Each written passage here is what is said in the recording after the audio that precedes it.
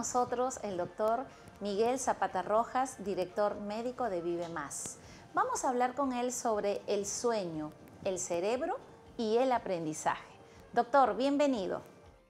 Muchas gracias, mi Frida, por la invitación. ¿Qué pasa en nuestro cerebro mientras dormimos que consolida el conocimiento?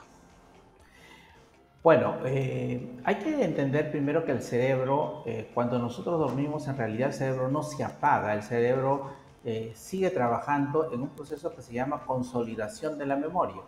Efectivamente, el cerebro durante la fase del sueño lo que hace es seleccionar todos aquellos conocimientos que hemos adquirido durante el día. Imagina el cerebro como un escritorio lleno de papeles donde están pues las cosas que olemos, las cosas que oímos, las cosas que hablamos, los pensamientos que hemos tenido durante el día, y todo eso no va a pasar al recuerdo, sino solamente aquello que es importante. Entonces en la noche, durante la fase del sueño, lo que nosotros hacemos es comenzar a seleccionar aquellas cosas que sí van a servir, de aquellas que no, y archivarlas adecuadamente para poder revocarlas más adelante como un recuerdo. A ver, nosotros pensamos en ocasiones, o no sé, a veces tenemos esa idea que el sueño es como una especie de disco duro que ordena toda la información, o también podemos pensar que es una papelera de reciclaje que elimina todo lo que no es necesario. Mira, esta analogía que estás haciendo es útil porque el cerebro en realidad es ambas cosas. Tanto ordena la información como es una papelera de reciclaje. En la primera fase del sueño, que se llama fase de ondas lentas, que es el sueño profundo, lo que se hace es comenzar a desechar aquello que no sirve, aquello que no es importante, aquello que no es trascendente, aquello que no va a quedar con nosotros, pero que pasó por nuestro cerebro durante el día.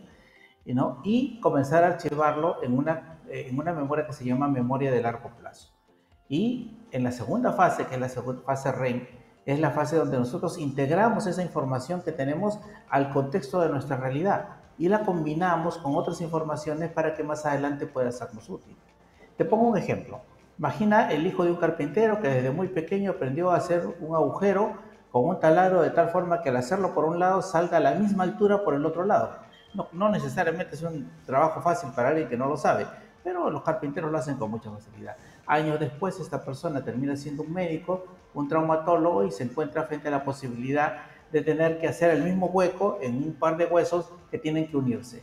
Y entonces él recuerda que eso lo sabe, eso lo ha hecho antes, lo ha hecho cuando era niño. Y entonces aplica la misma técnica porque esa información está integrada en dos conocimientos que luego pasan a ser uno solo. Es decir, todo aquello que aprendemos nos es útil más adelante. Y eso lo saben muy bien aquellas personas que han estudiado, por ejemplo, dos carreras, aquellas personas que estudiaron una carrera a la mitad y luego decidieron cambiarse a otra y se dan cuenta que mucha de la información que tuvieron al principio en una carrera, aún siendo muy diferente en la otra, también les útil.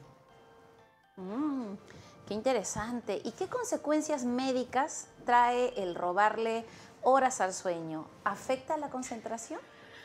Sí, el costo es muy alto en realidad.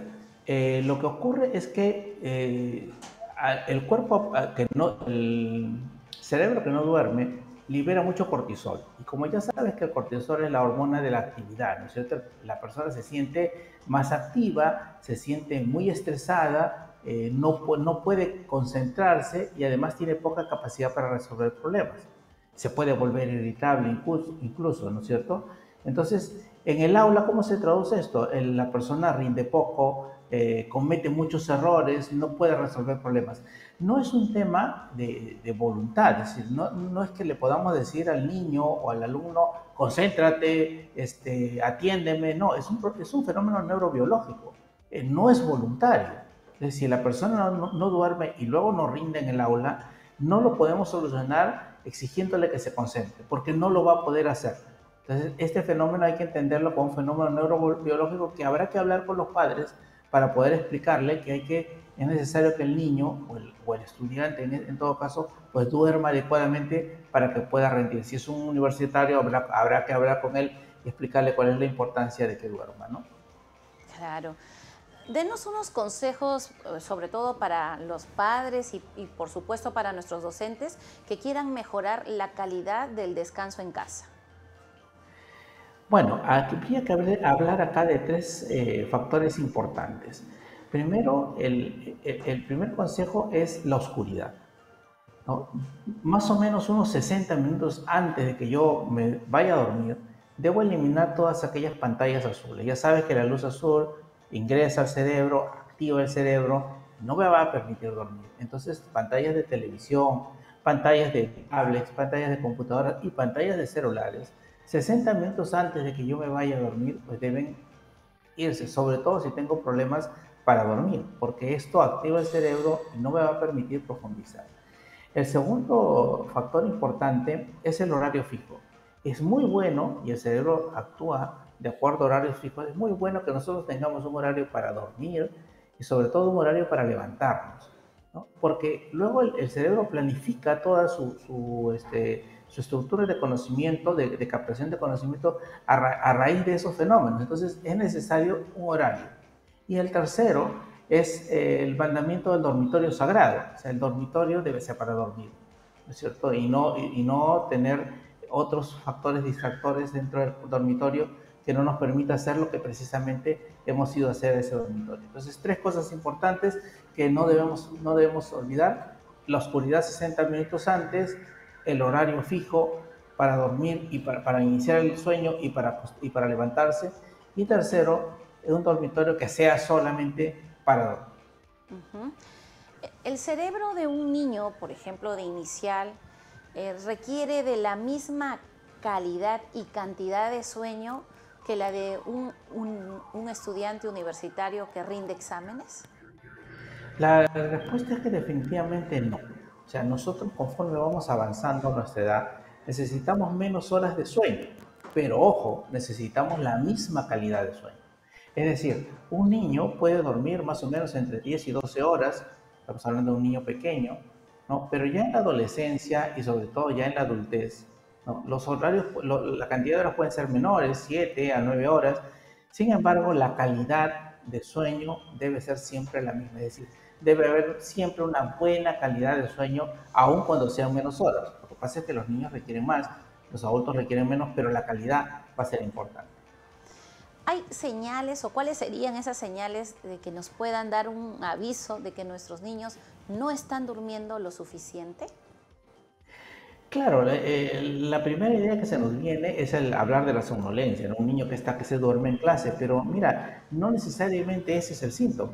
Puede ser irritabilidad extrema, por ejemplo, un niño que reniega, un niño que, claro, no está aprendiendo, no está atendiendo, se siente frustrado, no sabe que es porque no ha dormido y entonces está renegando, puede estar agresivo, ¿no? Le es difícil seguir instrucciones sencillas, parece que no está escuchando en el aula. Incluso, paradójicamente, la hiperactividad o falta de control de impulsos es un síntoma de que no ha dormido bien. Ujú. Ahora, con respecto a lo que es la jornada escolar o el horario, por ejemplo, que tienen nuestros universitarios, ¿deberían ajustarse más a los ciclos naturales que tenemos de sueño para que se pueda optimizar el aprendizaje? Mira, esta es una pregunta mundial. Hemos estructurado nuestros horarios en función del horario laboral, del horario universitario. En todo el mundo casi se empieza a estudiar a las 7 de la mañana, 7 y media, 8 de la mañana. No creo saber de algún lugar donde se comienza a las 9, que sería la hora ideal, ¿no es cierto?